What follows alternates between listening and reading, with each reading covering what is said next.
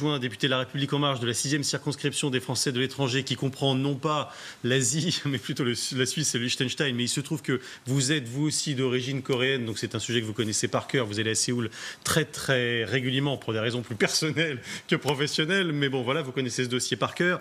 Il y a également avec nous le journaliste, j'ai un trou, aidez-moi, Pierre-Olivier François, c'est ça, journaliste, réalisateur qui s'est rendu à 7 reprises en Corée du Nord. Pierre Jacquemin nous a rejoint, rédacteur en chef à la revue Regard, dont on va découvrir la une. Et puis, vous avez été également conseiller de Myriam El Khomri, auteur de Ils ont tué la gauche, aux éditions Fayard. Et Magali... C'est lui qui est l'auteur du livre, c'est pas Myriam El Khomri. Tout à fait, bien sûr. Et puis, Magali Barthès, du service étranger de LCI, qui est bien sûr avec nous, qui a suivi cette conférence de presse, dont voici l'un des temps forts, Donald Trump, qui remercie son homologue nord-coréen. Je voudrais remercier le président Kim qui a accepté de faire ses pas en avant pour un meilleur avenir et cette rencontre sans précédent entre un président américain en exercice et un leader de Corée du Nord qui prouve que des changements réels sont réellement possibles. Cette réunion avec le président Kim a été honnête, directe et productive. Nous avons appris à nous connaître bien dans un laps de temps très court, dans des circonstances extrêmement fortes. Et nous sommes prêts à démarrer une nouvelle histoire et à écrire un nouveau chapitre entre nos deux pays. Alors, il a parlé pendant 1 heure, Joachim Son-Forget. Cela dit, on n'a toujours pas vraiment compris ce qu'il y avait dans cet accord. Semble-t-il, finalement, pas grand-chose. Il n'y a pas grand-chose, parce que l'accord est moins contraignant que ce qui s'est passé en 2005. Et je m'étais lancé avec Antoine Bonda hier dans la presse écrite française, dans une tribune, à prédire un peu ce qui allait se passer. Et malheureusement, ce qui se passe, c'est ça, c'est qu'on n'a pas d'accord contraignant. On a des engagements qui sont très vagues sur une volonté de dénucléarisation. Les deux camps n'entendent pas forcément la même chose, ni le même décours temporel. Oui, exactement, ni format. Donc en fait, finalement, on est sur quelque chose qui n'engage quasiment qu'oralement et sur un tout petit bout de papier de manière grossière les deux parties, et c'est là où je trouve que les choses sont pas normales, c'est-à-dire qu'on doit avancer. Moi je trouve très bien qu'il y ait une normalisation des relations entre les États-Unis et la Corée du Nord, mais par contre il manque un cadre multilatéral et c'est ça qu'il faut à la limite la France devrait impulser en tant qu'État membre permanent du Conseil de sécurité, mais sur le format général, c'est vrai que c'est historique comme tout le monde le dit, mais attention. And so what? C'est l'optimisme prudent, comme nous disons avec Antoine dans ce texte, et c'est vraiment ça qui est de mise. Pierre-Olivier François. Tout à fait d'accord. Que retenez-vous, vous, de cette heure de conférence de presse ? Je pense quand même que malgré tout, la méfiance de 65 ans d'opposition frontale et la quasi-guerre qu'on a eue à l'automne dernier rappelle quand même qu'on part de loin. Et donc, effectivement, maintenant, il va falloir regarder dans le détail. La déclaration est extrêmement générale sur quelques points sur lesquels les deux peuvent s'entendre. Maintenant, les négociations vont vraiment commencer. La déclaration de Trump est assez intéressante parce qu'il dit bien que ça dépend d'abord des Coréens du Nord de faire les choses. C'est-à-dire que de ce point de vue-là, il s'est mis dans sa position de deal maker en disant « je suis venu, on s'est bien entendu, maintenant c'est à vous de deliver, de produire et vous allez le faire avec l'aide des Coréens du Sud, des Chinois et des Japonais ». Donc je pense qu'on est au début d'une très longue séquence de négociations qui peut aboutir ou pas. Magali Barthès. Oui, ce qu'on voit, c'est qu'en effet, c'est le début d'un très très long processus et qu'en effet, il n'y a rien de contraignant dans cette affaire. Donc, c'est quand même... Donc c'est que de la com ? C'est un coup pour rien ? Non, parce que ça reste la première fois depuis la guerre de Corée qu'il y a un dialogue direct entre les deux dirigeants. Donc il y a quand même un climat de confiance qu'il n'y avait pas il y a encore 6 mois. Donc ça, c'est quand même un point très très positif. Après, c'est vrai qu'on s'attendait à ce qu'il y ait davantage une feuille de route qui sort de ce sommet. Or, manifestement, elle n'est pas sur la table. On parlait il obtient ce mot d'une démilitarisation complète de la péninsule. Elle n'est pas vérifiable, elle n'est pas irréversible. On ne sait pas quel est le système d'inspection internationale qui va pouvoir se mettre en place.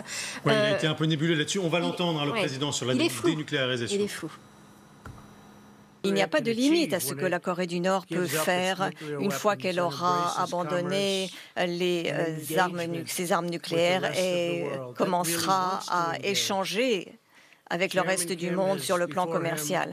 Le président Kim a une opportunité comme il n'y en a jamais eu auparavant et l'on s'en souviendra comme le dirigeant qui a ouvert une nouvelle ère de sécurité et de prospérité pour son peuple. Le président Kim et moi-même venons de signer une déclaration conjointe où il réaffirme son engagement sans faille d'assurer la dénucléarisation de la péninsule coréenne. Pierre Jacquemin, c'est une validation de la méthode Trump ?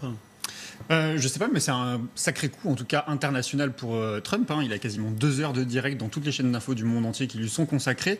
Moi, je m'étonne quand même s'il y a tant de confiance entre lui et Kim Jong-un. Pourquoi Kim Jong-un n'est pas lui-même sur le plateau à défendre l'accord qui est celui qui a été rendu par écrit, qui a été signé par les deux parties. Il a assuré seul le service après-vente. Mais tout à l'heure, Natacha Polony expliquait que la France avait été timide, ou en tout cas réservée sur la nomination de la qualification d'historique, de ce moment historique.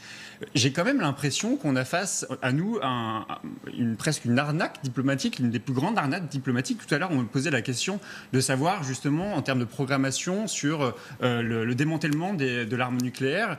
Il cherchait dans ses notes, parce qu'il semblait justifier que dans l'accord, il y avait des choses écrites, et puis il ne trouvait pas où étaient les choses écrites vraiment. Et puis après, il en référait à ce que lui avait dit. On n'est pas à l'abri que dans 2 jours, ou demain, ou tout à l'heure, le président nord-coréen démente un certain nombre de propos qu'il a lui-même rapportés à l'oral.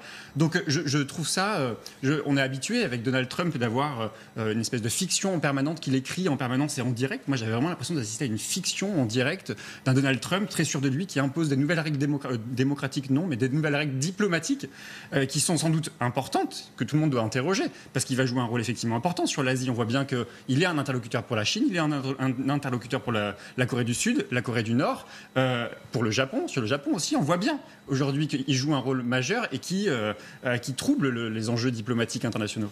Moi, je suis absolument d'accord sur cette ligne. Il faut, le terme d'arnaque diplomatique est peut-être un peu fort. C'est un énorme coup de communication pour Donald Trump qui était quand même en de grandes difficultés, et en particulier sur le plan de la politique intérieure américaine, parce qu'on sait que les sondages qui valent ce qu'ils veulent, bien sûr, sont assez mauvais dans la perspective des élections du mi-terme. Donc ça, c'est capable peut-être de le remettre en selle. Toutefois, quand on analyse les choses, effectivement, le terme de dénucléarisation vérifiable et irréversible n'est pas documenté. Il parle de confiance. On ne sait pas du tout quels vont être les attendus de la vérification de cette démilitarisation. La Corée du Sud, peut-être, mais le Japon a découvert avec stupéfaction qu'il va être convoqué pour financer la démilitarisation de la Corée du Nord. Je pense qu'ils vont être très très contents d'apprendre cette chose une fois qu'on leur a donné évidemment des tas de compliments ici, là ou ailleurs, et que véritablement moi, j'ai même une certaine inquiétude après cette conférence de presse de Donald Trump, sans noter quand même qu'il a complètement éludé les questions de droits de l'homme, des droits de l'homme qui sont quand même une question majeure, et qu'il y a répondu de façon totalement cavalière, en balançant ça d'un revers de main. On lui demande des questions, on lui demande de qualifier ce dictateur, et il refuse de répondre. À l'instant, il est 11h30. Je vous rappelle que vous avez vécu en direct sur LCI la conférence de presse de Donald Trump à la suite de sa rencontre et de ses discussions avec le président nord-coréen Kim Jong-un. Les deux hommes ont signé un accord dont le texte nous parvient. Regardez ici la photo des signatures des deux présidents côte à côte. C'est pas tout à fait le même style calligraphique. La mégalomanie de Trump à travers sa signature. Oui, il y a sans doute effectivement des choses qui s'expriment au travers de ces signatures. Le géographe de l'échelle de Richter, oui, il y a eu pas mal de... des 8 points sur l'échelle de Richter qu'il assimilait au dernier essai nucléaire nord-coréen. C'est une grave erreur. C'est une grave erreur. C'est un moment, il a dit, il y a eu 8,8 à la suite d'une explosion. C'est-à-dire qu'il grossit au moins un facteur 1000 ce qui était enregistré par les agences sérieuses, comme l'OTIS, qui vérifie l'organisation du traité d'interdiction des complets essais nucléaires. Non, mais ce sont des inexactitudes qui sont graves. C'est-à-dire qu'il y a derrière des approximations techniques qui font très peur. Mais alors par contre, je voudrais juste corriger là, parce que je vous ai entendu plusieurs utiliser le mot démilitarisation. C'est bien là le fond du problème. C'est-à-dire que quand on a vu qu'il y a une tentative de vouloir de me demander plus que la dénucléarisation et de demander une démilitarisation, c'est ce que Bolton a fait. Ben c'est là que le Congrès le sommet a failli sauter. Parce que ce qu'il ne faut pas oublier, c'est que l'arme nucléaire, dans le cas de la politique du Pyongyang de la Corée du Nord, elle sert sa stature sur le plan international. Ils la voient également comme une dissuasion, mais elle sert leur stature sur le plan international. Mais derrière, Séoul, Busan sont déjà en otage. Toute la région est déjà prise en otage par un armement conventionnel lourd, un armement conventionnel et chimique lourd, qui fait que, de facto, il existe déjà une dissuasion sur le plan conventionnel qui est là. Donc, il ne faut pas oublier que la situation, elle est enlisée... Il n'y a pas que le nucléaire. Bien sûr, elle est enlisée sur une situation très importante. Du reste, il est mention plus du nucléaire dans ce papier, mais il n'est pas mention du balistique. Ce sont des sujets qui sont... on ne va pas commencer à faire un cours d'école de guerre, mais c'est important de distinguer que c'est tout ce panel, finalement, militaire qui fait que la contrainte, il ne faut pas se focaliser sur un seul point. Par contre, donc là, c'est là où moi j'appelle qu'il y ait les agences internationales, l'OTIS, l'AIEA qui soient impliquées et les autres pays du P5. Pour aller voir en Corée du Nord ce qui s'y passe. Et il faut des choses écrites multilatérales qui dépassent les accords oraux. Mais ça ne veut pas dire qu'il faut condamner le reste. Et je pense qu'il faut vraiment continuer à travailler sur la confiance, parce que rétablir la confiance, l'absence de risque de trahison réciproque, je veux dire, ça fait partie de... Quand vous avez un problème avec un ami ou un ennemi, c'est ça. Je veux dire, il faut quand même travailler là-dessus. Il faut lever les ambiguïtés alors que la délégation est en train de rejoindre l'aéroport. Vraisemblablement, ici, c'est Donald Trump qui est en train de partir après sa conférence de presse. Mais on est au début de quelque chose, semble-t-il. Et les deux hommes pourraient se revoir pour préciser certains de ces points, puisque Donald Trump a invité son homologue nord-coréen à la Maison-Blanche. Au moment approprié, Julien. Au moment approprié, exactement. Il l'a déclaré comme ça un petit peu à la va-vite à la fin de leur entretien. Donc on lui a posé la question en conférence de presse de savoir s'il confirmait bien cette invitation. Eh bien, tout à fait, écoutez. J'inviterai également le président Kim, au moment approprié, à venir à la Maison-Blanche. Je pense que c'est quelque chose qui sera extrêmement important. Et il a accepté. Ça serait une image incroyable, Pierre-Olivier François, le président Kim à la Maison-Blanche. Je crois qu'on n'y est pas encore tout à fait. Il va peut-être avoir des niveaux un peu inférieurs de négociation. En plus, il y a des enjeux de sécurité qui se posent. Mais vous parliez des enjeux de confiance. Je pense qu'il y a un petit point qui a été évoqué à la fin qui paraît un peu anecdotique, qui est celui de retrouver les restes de soldats américains qui sont en Corée du Nord. Mais il faut se souvenir que quand il y a eu un rapprochement entre les États-Unis et le Vietnam, ça s'est passé aussi à travers ça. Ça permet d'avoir des militaires, des experts sur place, on discute, on fait des enterrements, il y a de l'émotion. C'est des choses très banales. Et aujourd'hui, en même temps, les relations entre les États-Unis et le Vietnam sont assez avancées, y compris par rapport à la Chine. C'est-à-dire que ça peut intéresser dans cette géographie de l'Asie qui est en train de bouger, de la géopolitique, de voir comment l'alliance entre la Chine et la Corée du Nord va éventuellement changer à moyen terme. La conférence de presse donc, de Donald Trump que vous avez vécue consécutive à cette rencontre avec le président Kim, voilà ce qu'on pouvait vous dire sur cet événement après 65 ans de tension, voire de guerre froide entre les deux pays. On verra les suites à ce sommet. On va revenir en France maintenant parce que là aussi l'actualité est importante sur le front particulièrement des intempéries et des inondations. Vous savez qu'un RER s'est en partie couché très tôt ce matin du côté de Gif-sur-Yvette. 3 voitures sur le flanc ici. Le bilan n'est pas très lourd. Il y a quelques blessés légers, heureusement, parce que c'était le premier train de la journée et qu'il n'y avait que quelques passagers à bord et qu'en plus le conducteur avait déjà ralenti puisqu'il savait qu'il y avait, semble-t-il, quelques débris sur la voie. Émile Abex est en gare de Gif-sur-Yvette avec nous. Quelles sont les dernières précisions dont vous disposez, Émile ? La présidente de la RATP et le vice-président de la région Île-de-France ont passé plus d'1 heure sur les lieux de l'accident. Ils sont revenus avec plutôt des mauvaises nouvelles. Les dégâts sont très graves. Les ballasts, ce sont ces gros cailloux qui sont sur les rails, se sont effondrés sur 3 ou 4 mètres. Un immense trou et du coup, les rails tiennent dans le vide. Le train, lui, les 3 voitures accidentées tiennent en suspension grâce au poids des wagons arrière qui sont restés sur le rail. Il y a également 2 caténaires qui sont complètement détruits. Vous le voyez, cela va nécessiter de très gros travaux de rénovation. Mais avant, il faut s'assurer de la sécurité du sol. C'est le travail des agents de la RATP, puisqu'en fait, le lieu de l'accident n'est accessible que par la voie de chemin de fer. Les forêts alentours sont totalement inaccessibles car elles sont inondées. Donc voilà, il va falloir maintenant penser à la méthodologie pour relever ces wagons. Et tout ça, ça va prendre du temps. Alors, aucun délai ne nous a été donné. Ça peut prendre 1, 2 ou 3 semaines. On ne sait pas encore. En tout cas, les 4500 voyageurs qui empruntent cette voie tous les jours vont être pris en charge par une trentaine de bus qui seront mis en place d'ici ce soir. Quelques autres informations. Il y avait 2 chauffeurs dans ce RER.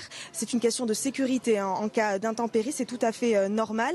Dernière précision, cet endroit n'était pas considéré comme un endroit à risque. Des contrôles avaient été effectués en amont. En amont, pas de zone à risque. Un dernier mot sur les 7 blessés qui ont été pris en charge par les pompiers. 7 blessés légers, 3 sont encore à l'hôpital en observation, mais totalement hors de danger. Il y a également une cellule psychologique qui a été mise en place pour eux. Merci beaucoup, Émile Labex, en direct de Gif-sur-Yvette. Autre zone touchée durement par ces intempéries et par les inondations, le département de Loire-Atlantique. Vous découvrez ici les images de la commune de Châteaubriand sous les eaux avec un niveau particulièrement haut. Les dégâts sont importants, mais il n'y a pas de victimes. Le maire de la ville est aux côtés de notre envoyé spécial Pauline Rosenberg.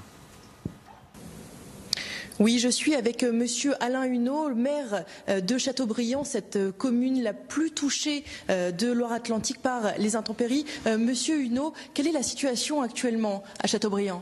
Eh bien, la situation reste préoccupante, eu égard aux intempéries qui sont tombées depuis 48 heures, puisque sur la seule journée d'hier, nous avons eu plus de 100 mm, ce qui ne s'est jamais produit ici à Châteaubriand. Nous avons 224 interventions au centre des secours et d'incendie.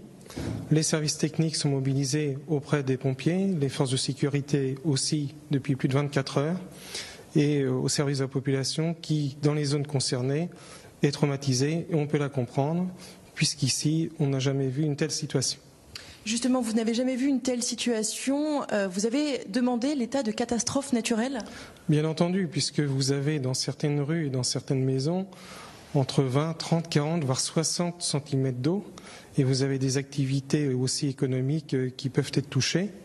Les particuliers ont leurs chaudières qui sont anéanties, sans compter les problèmes matériels qu'ils rencontrent. Donc avec monsieur le sous-préfet, que je voudrais saluer, puisqu'il est resté avec moi jusqu'à minuit hier soir, à côté des services, avec les sapeurs-pompiers sur le terrain.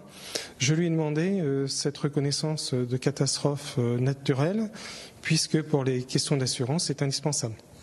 Est-ce qu'il y a des blessés ? Quels sont les dégâts ? Alors jusqu'à présent, Dieu merci, on n'a pas de blessés pour l'instant.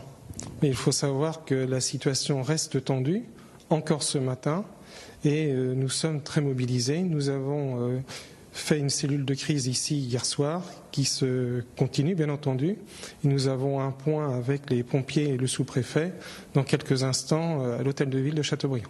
Et avec la pluie qui continue de tomber, la situation ne risque pas de s'améliorer. La mairie appelle les habitants de Châteaubriand à contacter la mairie ou les pompiers car un centre d'hébergement d'urgence pourra les accueillir. Merci beaucoup Pauline Rosenberg, et les prévisions météo, ce sera dans quelques instants sur LCI. Emma Aziza nous a rejoint, vous êtes hydrologue, experte en gestion du risque inondation. On va voir une autre image d'inondation sur la route, sur l'A104 en région parisienne, c'est en Seine-et-Marne, avec des routes qui sont bloquées. Vous voyez ici le niveau des eaux qui est particulièrement impressionnant. On sait qu'il y a de grosses difficultés aussi du côté de l'A13, l'autoroute de Normandie. Emma Aziza, comment un tel phénomène a-t-il pu être possible ? On a tout d'abord un contexte hydrométéorologique qui était favorable. On avait cette fameuse goutte froide dont on a parlé, qui s'est installée, qui est un système qui va générer des dépressions très importantes sur le territoire et qui va générer surtout des développements orageux qui sont complètement incertains. C'est-à-dire qu'on passe en dehors des cadres et en dehors des modèles. Et ça, c'est un vrai problème parce que ça demande quand même un suivi à l'échelle du territoire extrêmement rapide. Là, on échappe à toute rationalité, toute habitude connue des modèles informatiques de Météo France. C'est-à-dire que très clairement, ce qui s'est mis en place, par exemple, hier sur Montpellier, on a eu des records pluviométriques en l'espace de quelques heures. C'est un phénomène qui n'avait pas été vu, qui n'avait pas été prévu, si vous voulez. On était en vigilance jaune.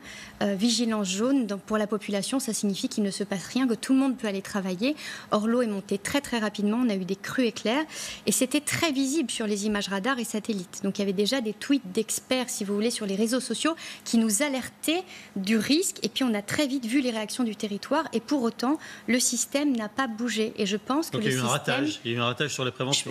C'est pas une question de ratage, c'est une question, à un moment donné, de cadre qui est défini. Et donc là, effectivement, tout était centré sur Nantes, qui a aussi connu des précipitations intenses. Je pense plus que c'est un système qu'il va falloir peut-être changer, améliorer, parce qu'on ne peut pas, face à des phénomènes rapides, des phénomènes de ruissellement et de pluies diluviennes, avoir un temps de réactualisation de 4 heures. C'est pas possible.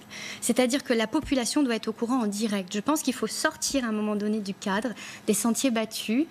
Et si vous voulez, on a quand même un système vigilance météorologique qui a été créé en 2001. Oui. Donc je pense que vous vous en souvenez largement. Oui, et si vous voulez, qui derrière a aujourd'hui 17 ans, qui mériterait effectivement peut-être une évolution. Et surtout, ce qu'il faut, c'est sortir du schéma de se dire qu'on a une vigilance météorologique, on a une vigilance hydrologique des cours d'eau qui est déjà une avancée en soi. Mais le problème, c'est que les gens habitent sur un territoire. Ils sont ni au niveau atmosphérique, ni sur les tronçons de cours d'eau. Et on le voit bien sur les routes. On voit bien que c'est un territoire qui va réagir avec de multiples effets dominos. Et ça, aujourd'hui, on a toutes les solutions en France pour savoir gérer. On a des experts, on a des solutions pour même protéger les gens dans les villes les plus inondables de France et les rendre résilients au risque d'inondation. Maintenant, il faut faire quoi? C'est une question de quoi? C'est de l'argent? Il faut investir? L'argent est déjà là, parce que derrière, il y a des financements qui sont mis en place. Je pense que c'est vraiment une refonte du système. Il y a quelque chose, par exemple, qui me marque, si vous voulez, moi qui suis sur les territoires tous les jours, c'est qu'on a des sachants du territoire qui lancent des études, des syndicats de bassins versants, donc à l'échelle des rivières, qui, eux, vont chercher à comprendre, finalement, qu'est-ce qui se passe, comment fonctionne leur territoire. Et dès qu'on passe en situation de crise, ils sont éjectés du système. C'est-à-dire qu'ils n'apparaissent plus. Et c'est le sachant qui n'est plus là pour expliquer comment va fonctionner son territoire, alors que c'est lui qui a mené ses études. Et puis on a le service, si vous voulez, de gestion de crise qui, lui, va prendre le relais, sauf qu'il n'a pas la connaissance concrète de son fonctionnement. Joachim Son-Forget, que peuvent faire les pouvoirs publics pour faire en sorte que, évidemment, il y a des choses qu'on ne peut pas contrôler, tout le monde le comprend bien, mais comment faire pour limiter les risques et les dégâts? Alors, un premier mot, simplement, tout simple, pour les blessés, bien sûr, pour les fort heureusement, peu de blessés. Et je leur souhaite un bon rétablissement. J'espère qu'on n'aura pas d'autres dégâts humains. Derrière, moi, qu'est-ce que peuvent faire les pouvoirs publics? Simplement écouter l'expertise. Et là, ce que dit Madame Aziza est très important, très intéressant.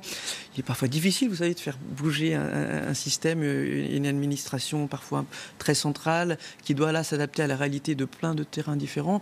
C'est encore un exemple où là, je crois qu'on a besoin à la fois de plus de flexibilité au niveau de la gestion décentralisée, et puis simplement d'écouter plus les gens qui savent, les gens qui ont la tech, qui ont le savoir-faire. À une autre échelle, ça me rappelle un peu, et là ça peut être aussi des décisions publiques, ce qui se passe en termes de prédictibilité des grandes catastrophes naturelles, des risques, ce qu'on appelle les risques telluriques, séismes, tornades, etc. Il y a des gens sérieux qui travaillent là-dessus. J'en ai rencontré à l'Institut de physique du Globe. Ça mériterait là qu'on réagisse réinjecte. Pas assez, quoi. Non, il y a des crédits de recherche appliqués à l'ANR qui ont disparu, qui mériteraient d'être reconsidérés, parce qu'on l'a vu dans le cas de nos outre-mer.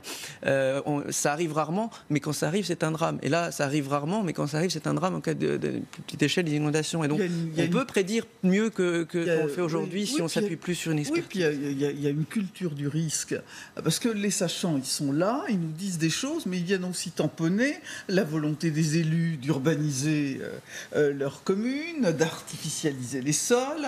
Ils viennent tamponner les syndicats agricoles qui dévastent les bocages et qui développent des pratiques culturales qui sont antinomiques avec la régulation des phénomènes d'inondation. Il y a toutes sortes de conflits d'intérêts sur les territoires au niveau local, et c'est la même personne qui est inondée aujourd'hui dans sa cave. Si elle demande à construire un appentis, elle ne en extension de sa maison, ne comprendra absolument pas qu'on lui refuse le permis de construire.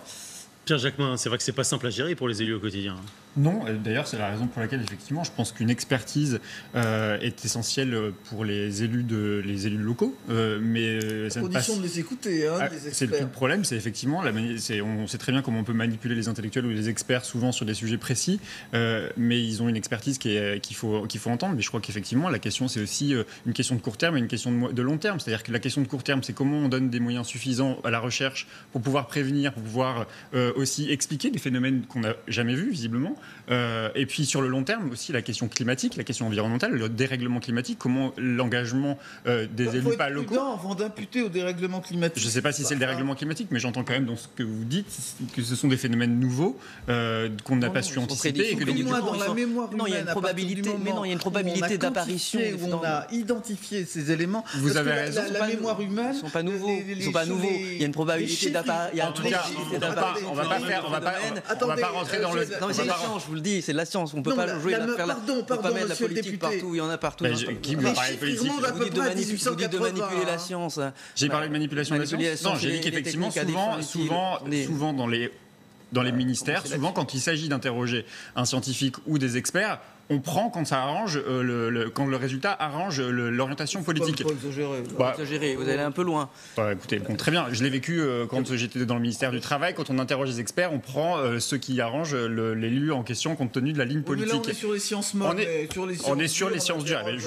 C'est d'autant plus intéressant, on devrait d'autant plus prendre au sérieux les études des experts qu'il y a des enjeux environnementaux importants. Et puis la deuxième chose qui doit nous interroger, il s'agit aujourd'hui d'un accident de ligne de chemin de fer. Là non plus, on ne sait pas si c'est lié aux conditions climatiques ou si c'est lié à la dégradation des lignes de chemin de fer. Mais là aussi, on doit aussi prêter attention à l'augmentation du nombre d'accidents que l'on connaît sur des lignes de voies de chemin de fer. On sait très bien qu'il y a plusieurs milliers de kilomètres de lignes de chemin de fer qui sont aujourd'hui défectueuses et qui font que les trains ne roulent pas aussi vite qu'ils ne pourraient le rouler. Donc, c'est deux choses qui doivent nous interpeller. C'est effectivement la question climatique, comment on la prend en charge et en compte à court terme et sur le long terme, et aussi la question des transports, comment on sécurise les transports. En 20 secondes pour finir là-dessus, s'il vous plaît, Maïs. Pour finir, ce que j'entends, en fin de compte, c'est qu'il y a de multiples acteurs qui ont chacun leurs intérêts sur leur territoire, c'est sûr, mais il y a aussi un vrai savoir, il y a des chercheurs qui sont effectivement des spécialistes, il y a des experts, et ce qu'il faut, c'est venir prendre cette recherche, cette matière de connaissances, et la transcrire sur les territoires, donc transformer ça en recherche-action.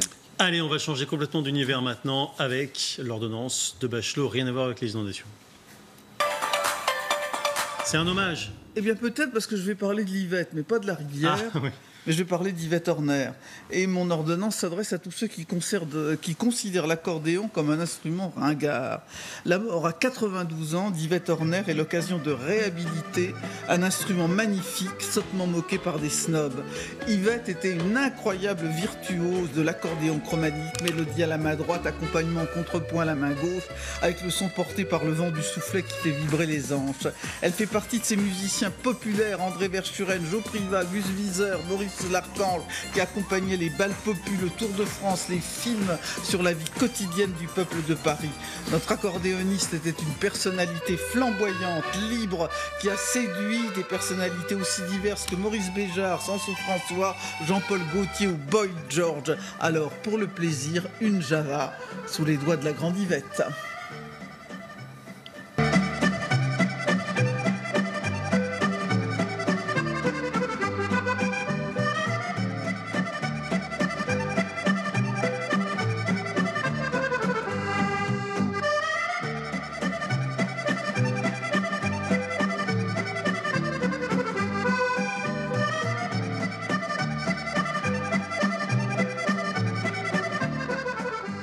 vu la virtuosité? C'est très impressionnant. Elle a continué à jouer très très longtemps d'ailleurs. Et Natacha Polony apprend l'accordéon. Absolument, mais il ne faut pas le dire.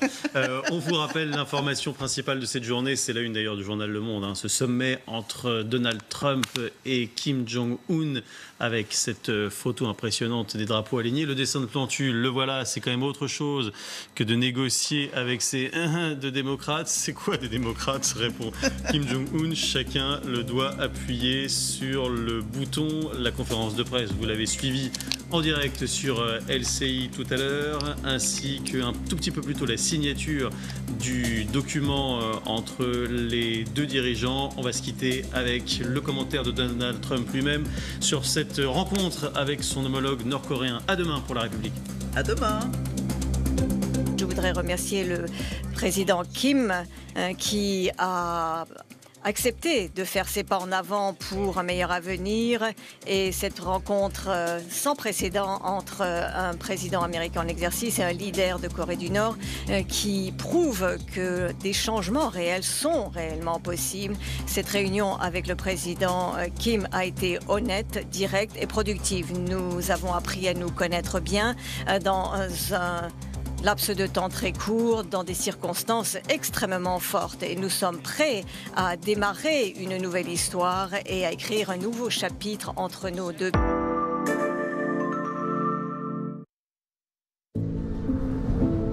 Jinbaetai, faire corps. Voiture et conducteur ne font plus qu'un. Mazda CX-5. Jinbaetai, drive.